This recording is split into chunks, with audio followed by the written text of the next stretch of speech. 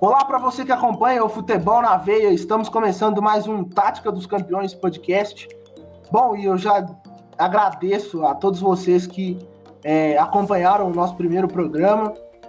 Obrigado pela sua audiência e esperamos fazer um excelente programa também nesta data. Bom, eu sou Daniel Mendes e tenho meus companheiros de coluna Tática dos Campeões, Leonardo Pinheiro e André Lobato. E aí, Léo, como vão as coisas, meu filho? Fala, André. Fala, Daniel, beleza? Estamos aí, né, no isolamento, respeitando o máximo. Queria agradecer aí todo mundo que viu o nosso primeiro programa, foi muito legal. Hoje vai ter mais um tema legal pra gente debater aí. Bem, eu queria me apresentar de novo aí, né? Eu sou o Leonardo, tô há algum tempo aí no Futebol na Veia já, desde faz uns 2 meses. E pra você que não viu o primeiro episódio, volta lá ver, foi sobre o Liverpool, campeão da Champions League e tudo mais. Bora pro podcast, rapaziada. Bem lembrado aí pelo Léo, né? O podcast da semana passada, você que não ouviu, ouça. E é isso. E aí, André, como vai, meu filho? Bom? Fala, Daniel. Fala, Léo. Bom demais? Então, a gente já está aí no segundo episódio, né, para a gente poder discutir um pouco sobre as táticas do futebol. No primeiro episódio, nós discutimos sobre o Klopp, né, a maneira que ele conseguiu transformar o Liverpool. E nesse segundo episódio, nós vamos falar, né, da supremacia que o Real Madrid teve com o Zinedine Zidane. É isso, meu caro.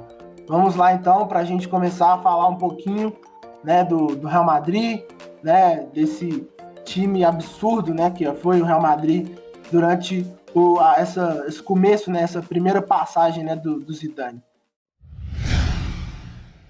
Bom, então, como já dissemos, né, o tema do nosso programa hoje é o Real Madrid, né, da primeira passagem, né, da consolidação do Zinedine Zidane como treinador, né, a sua trajetória iniciou a primeira temporada ali, após a primeira metade da temporada, em que o trabalho do Rafa Benítez não evoluiu como era esperado, e o Zidane, que estava lá no Real Madrid B, né, o Real Madrid Castilha, foi anunciado no início de janeiro de 2016 como treinador do Real Madrid.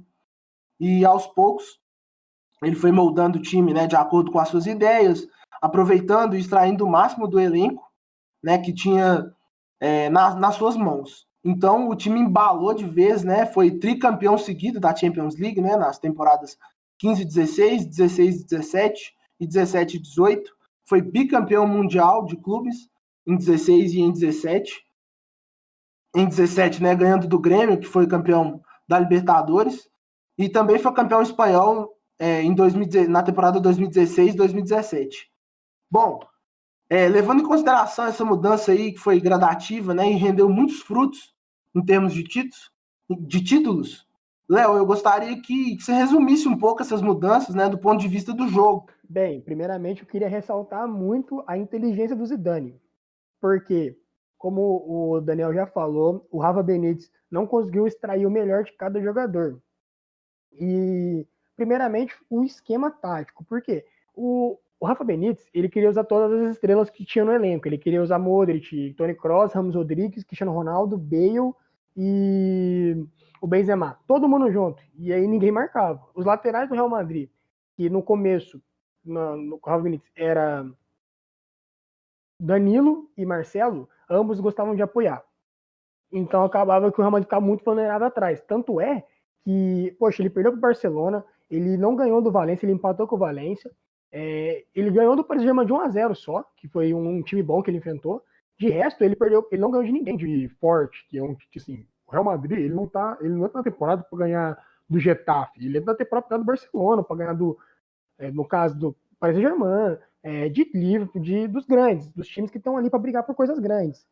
Então, o Zidane chegou, primeiramente, ele voltou o Carvajal titular, porque o Carvajal, ele pode ser criticado, mas é um excelente lateral, e ele é tão bom ofensivamente como defensivamente, e ele tem uma disciplina tática muito boa. Tanto é que no decorrer dos anos que o Zidane ele evoluiu muito. Na temporada 16 e 17, ele deu 12 assistências.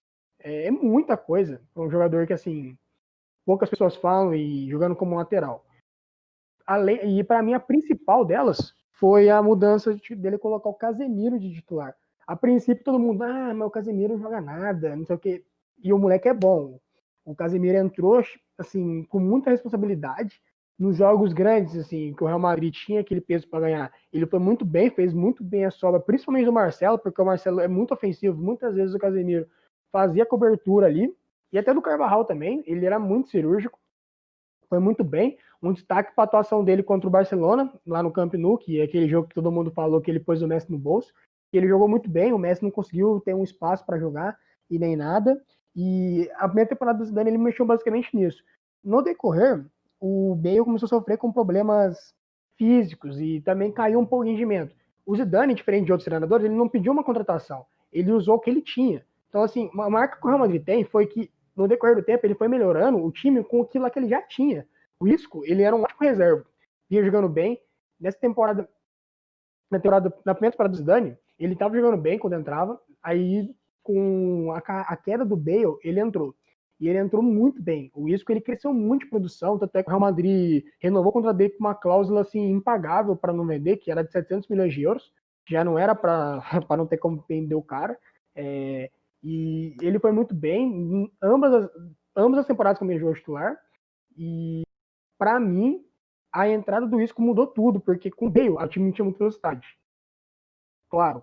Mas o Cristiano Ronaldo, por exemplo, ele não aparecia tanto no jogo como com o Isco, porque o Isco muitas vezes fazia na esquerda, fazia o lado direito, percorrer o campo inteiro. O Cristiano Ronaldo tinha mais mobilidade também. Tanto é que vocês podem ver que o Cristiano Ronaldo ele fez gol em diversas formas, de diversos lugares no campeonato, tanto na Champions como no Espanhol, por conta da movimentação. E também queria exaltar o Benzema, porque o Benzema ninguém fala, todo mundo critica, mas taticamente ele é exemplar. O que o Zidane pediu para ele fazer, ele fazia, e ele era muito inteligente. Temos que ressaltar que para jogar com gênios, você também tem que ser muito inteligente, e né, o Cristiano Ronaldo é um gênio, então para ser dupla de ataque com o Cristiano Ronaldo, você tem que entender o que ele pensa, e o Benzema entende muito bem isso. Então é isso, Léo. Acho que é meio essa questão mesmo, né? Dessas grandes mudanças, né? Que o Zidane promoveu, né? Foi acertando o time, foi moldando o time ao longo do tempo, né? E gerenciando mesmo o elenco. E André, eu gostaria que você falasse um pouco sobre essa questão mesmo, né? Dessa administração do elenco, né? Por parte do Zidane, né? Um elenco com muitos jogadores, muitos craques, jogadores de seleção, enfim. Queria que você falasse um pouco sobre isso. Com certeza, Daniel. Como você bem abordou, o Zidane ele tinha, né, um elenco galáctico para comandar e ele tinha que saber administrar da melhor maneira, porque um time com grandes craques, você precisa entender quais são, né, os sentimentos, né, de cada atleta, porque cada um tem uma ambição e você tem que usar esse pensamento, né, individual de cada um em prol mesmo do coletivo, porque o Real Madrid precisava triunfar. Você tinha grandes craques no elenco, né? Como, por exemplo, Sérgio Ramos, Cristiano Ronaldo, Benzema, Bale, Kroos, Modric, né? Dentre outros que realmente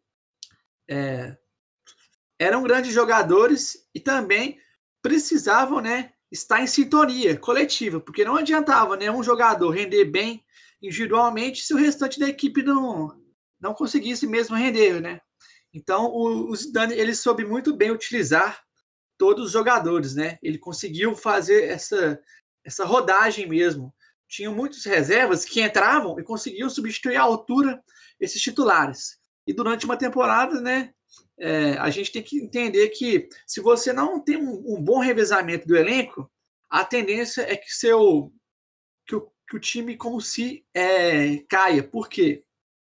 Você sofre com lesões, né, suspensões, então você precisa ter um elenco preparado para poder mesmo suprir essas carências, né, que vão acontecer durante a temporada. E o Zidane, né, tinha um esquadrão, né, à disposição, tinha grandes jogadores que conseguiram render mesmo, né, muito bem, né, junto com ele. É isso, André. Eu acho que você falou muito bem, né, sobre essa questão do gerenciamento e sem dúvida é algo relevante, né, tudo isso que o Zidane promoveu, né, como realmente um manager, né, um administrador, um gerenciador do grupo.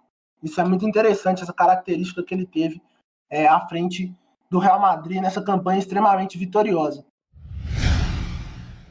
Bom, e falando um pouco sobre o time, né, a gente sempre faz ali por setor, eu gostaria de começar falando um pouco sobre o goleiro, né, que esteve à frente durante grande parte da campanha, né, o Keylor Navas, é um goleiro que já tinha ali suas passagens no futebol espanhol, né, estava no Levante, né, e ele fez grandes atuações na Copa do Mundo de 2014 aqui no Brasil, né, à frente da Costa Rica.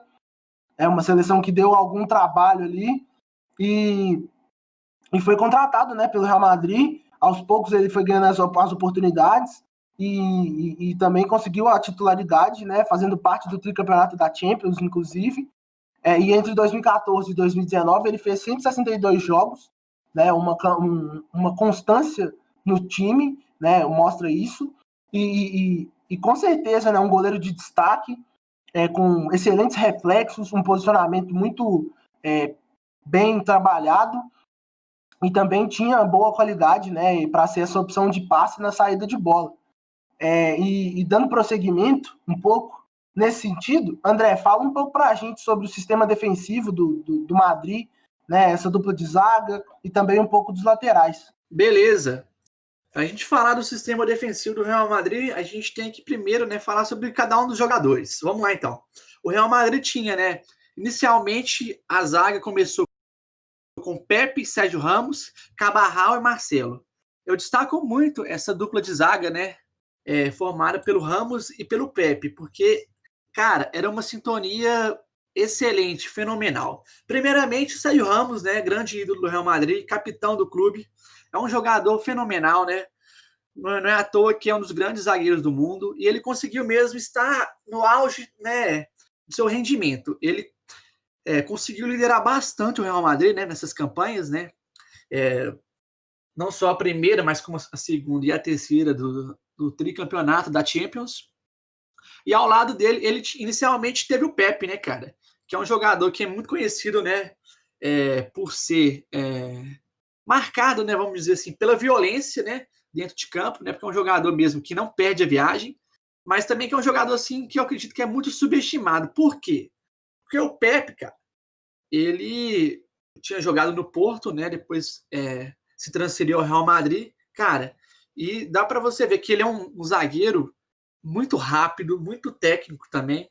Por mais, né, que as pessoas marquem ele, né, pelo essa questão dentro de campo, às vezes, dele exagerar um pouco nas jogadas, não só ele como o Ramos, inicialmente eles formavam mesmo uma zaga muito boa, muito sim, compacta.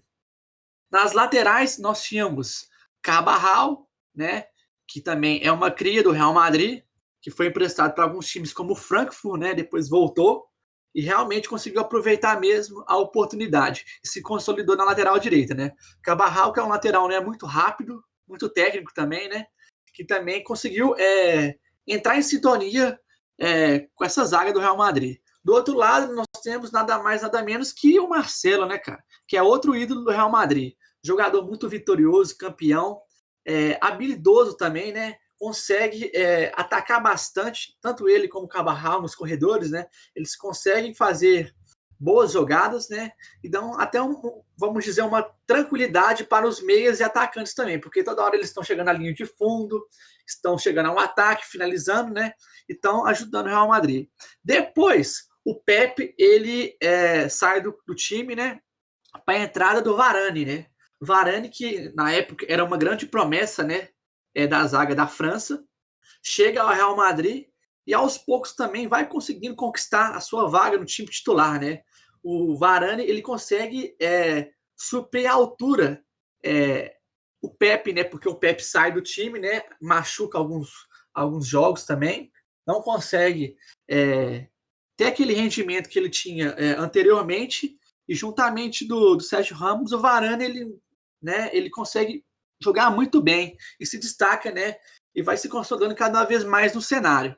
Aí, aos poucos, também o Varane, né? Ele vai melhorando cada vez mais e, de fato, ele fixa, né, o lugar no time titular juntamente com o Sérgio Ramos. Então, eu gosto de destacar muito esse quarteto defensivo, né, juntamente com o Keylor Navas, porque eles também foram um pilar do Zidane, porque era um time que atacava muito, e que precisavam de uma certa solidez defensiva para poder, né, ir avançando e conseguindo também os títulos. É um sistema defensivo muito eficiente, né? Cumpriu muito bem o seu papel de equilíbrio, de dinâmica para o time, e sem dúvida é muito importante, né? O papel desses jogadores, esses destaques que você apontou, sem dúvida, grandes jogadores.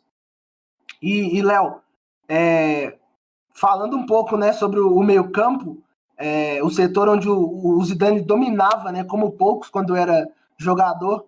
Léo, eu queria um pouco das suas impressões, né, sobre esse meio-campo do Real Madrid e se você tem algum destaque, né, para esse setor.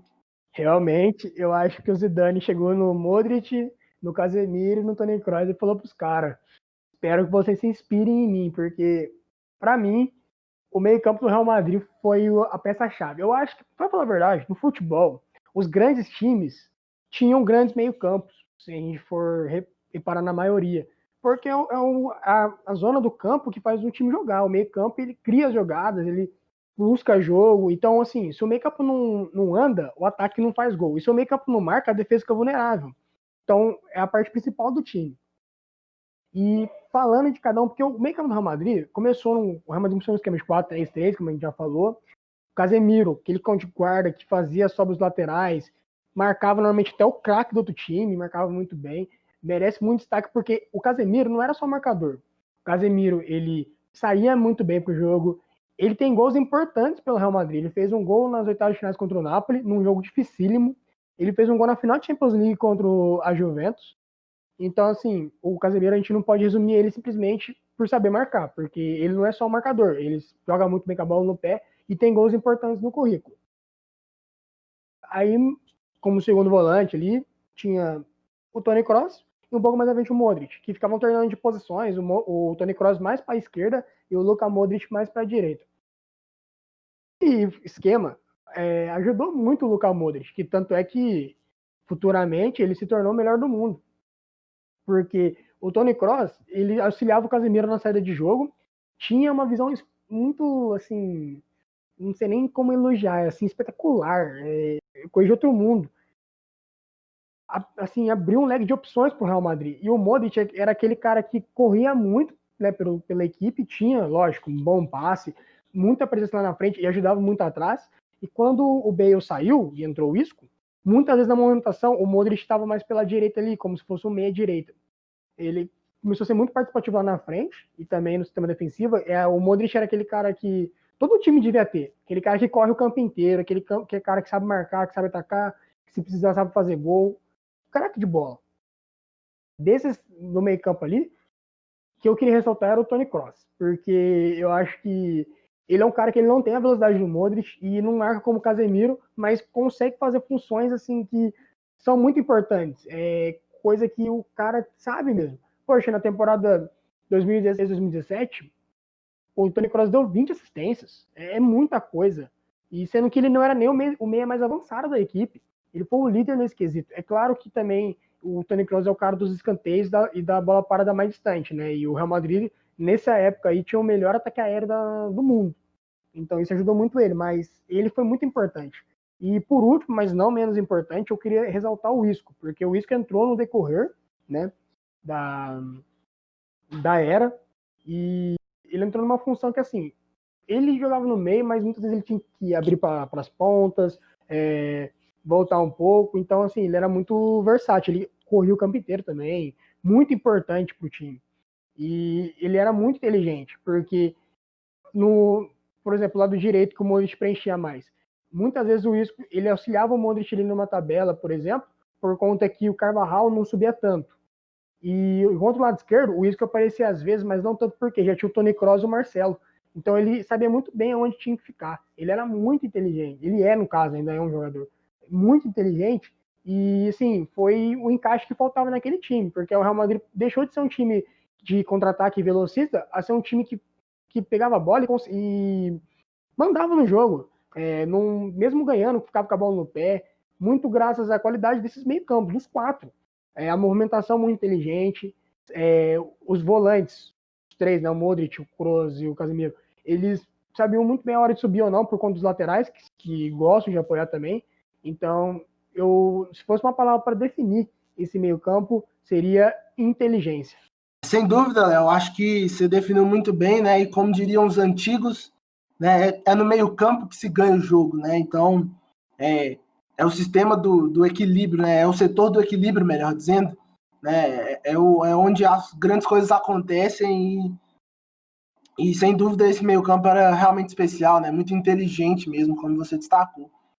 Né? E falando um pouco agora do ataque, né? Como a gente já tinha destacado, essa mudança de esquema, né? Do 4-3-3, né? Que tinha o famoso trio BBC, né? O Bale, o Benzema e o Cristiano Ronaldo. Sem dúvida foi muito eficiente, mas por causa de problemas de queda de rendimento do Bale, as lesões, acabou que o Zidane foi mudando aos poucos o time, né? E essa ascensão do Isco fez com que o time continuasse mantendo a eficiência, né? O Cristiano Ronaldo como sendo o principal goleador realmente, né? Um cara que é programado para fazer gols, né? Um cara excelente finalizador, de perna direita, de perna esquerda, de cabeça, enfim. E também grande destaque também para o Benzema, né? Um cara que o Léo já destacou também, muito inteligente, as leituras de jogo que ele faz, né? A movimentação que ele faz para abrir espaço para os outros jogadores, realmente é algo muito interessante e muito importante de ser destacado, porque muitas vezes essa contribuição que ele dá para o time não é tão reconhecida, né? Às vezes as pessoas veem ele como sendo o cara que perde muitos gols, enfim. Mas ele tem sim uma importância muito grande nesse time e contribuiu muito, né, para os títulos, para as vitórias, sem dúvida nenhuma.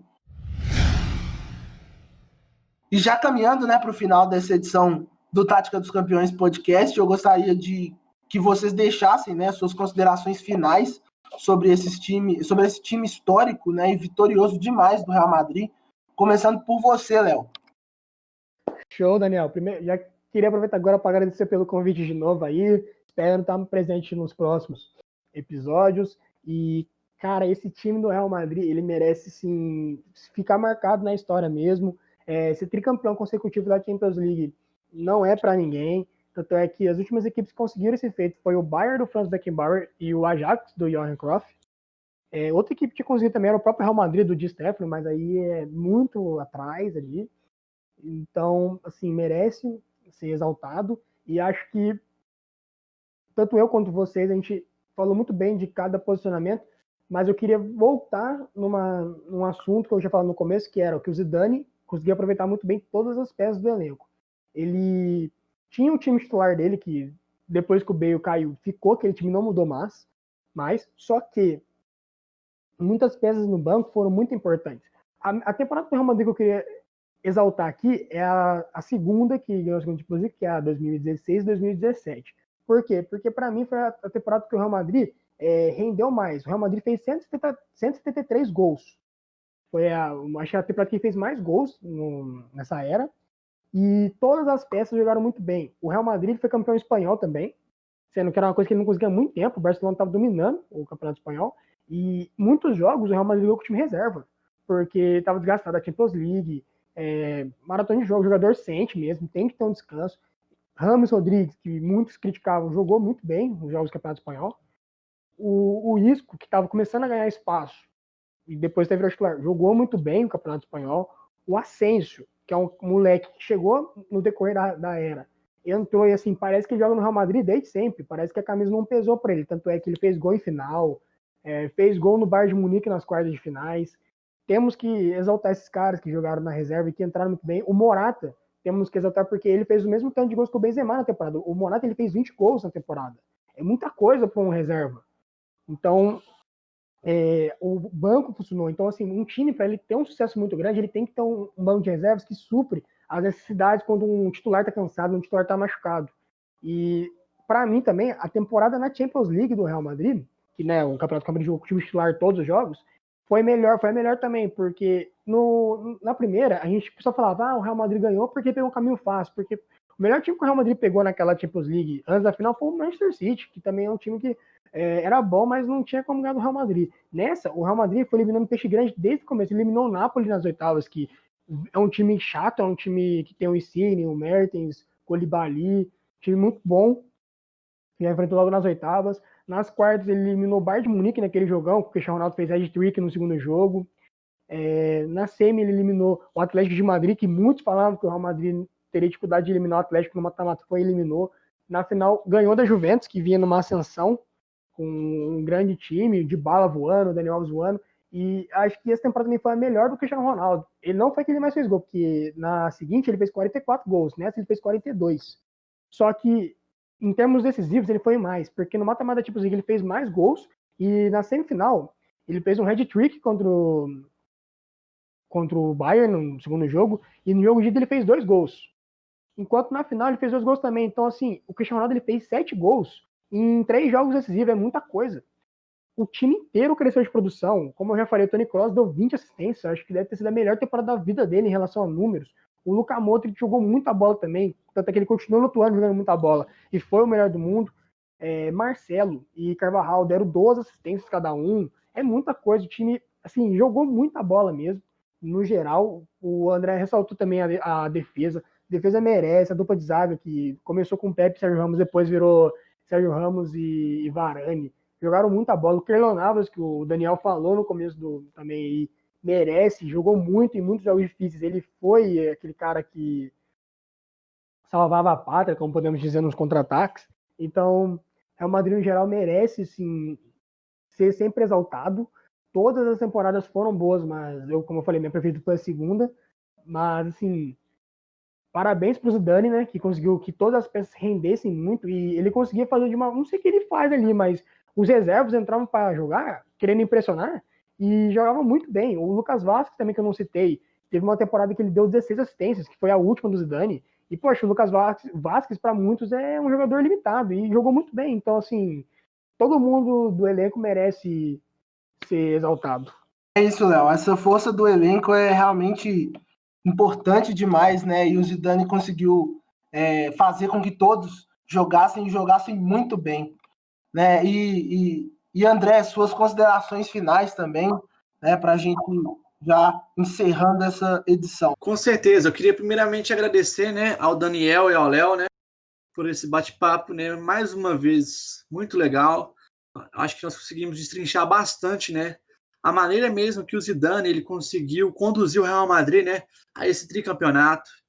Ele, de fato, né, teve algumas dificuldades, né, que isso é normal, né, como em qualquer clube você enfrentar. Mas ele, aos poucos, ele realmente conseguiu, como técnico mesmo, ser um líder mesmo, né, um gestor, e conseguir conduzir, né, várias peças consideradas, né, estrelas, né, galácticas, né, como o próprio Real Madrid mesmo tem como característica, né, montar grandes elencos, né, galácticos para conquistar títulos. Então, acho que o Léo conseguiu resumir muito bem mesmo, né, porque eu acho que a gente não pode destacar somente assim, um setor do campo, sabe? Porque você tem a zaga ali, que foi muito bem, você tem o meio-campo, né, que realmente dava esse equilíbrio, né, com Casemiro como primeiro volante, dando, né, muita sustentação para a chegada tanto do Kroos como do Modric também. Mais à frente você tem um trio BBC com Cristiano Ronaldo, Benzema e Bale, né, que destrói, cara. Faz muitos gols, dá muitas assistências, né?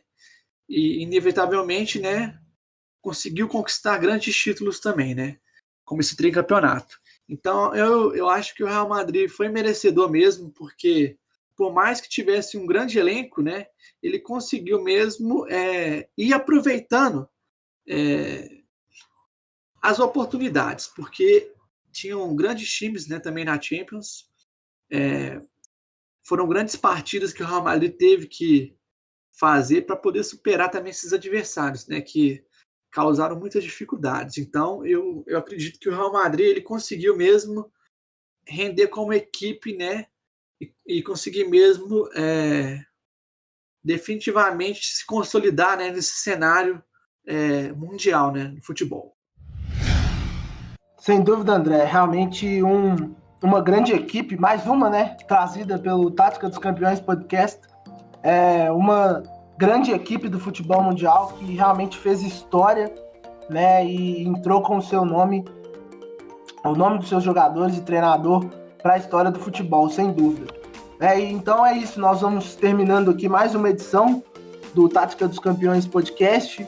Primeiro, muito obrigado pela sua audiência, pela sua companhia. Mais uma vez agradecendo ao Léo, ao André, por estar aqui mais uma vez, né, para a gente gravar. E se inscreva no canal do Futebol na Veia, no YouTube. E siga a gente também lá nas redes sociais, né, no Facebook, no Twitter, no Instagram. E para mais textos, né, da coluna, acesse futebolnaveia.com.br e procure a aba Colunas. E é isso, muito obrigado e até a próxima. Até mais, tchau, tchau.